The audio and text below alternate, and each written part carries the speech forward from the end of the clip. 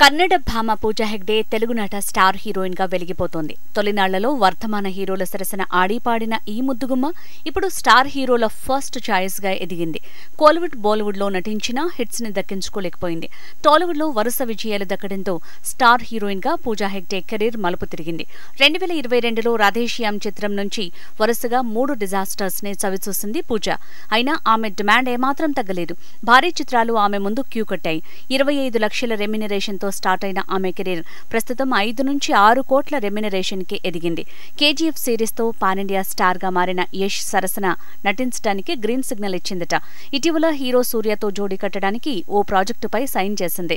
ఇంతకు ముందే అంగీకరించిన మరికొన్ని చిత్రాలున్నాయి. ఈ నేపథ్యంలో త్రివిక్రమ్ దర్శకత్వంలో మహేష్ బాబు సరసన నటించడానికి డేట్స్ ని ఇచ్చేందుకు వెనకాడుతోందని టాక్. అంతేకాదు హరీష్ శంకర్ డైరెక్షన్ లో పవన్ కళ్యాణ్ కి జోడీగా భవదీయుడు భగత్ సింగ్ లో పూజ నటించాల్సి ఉంది.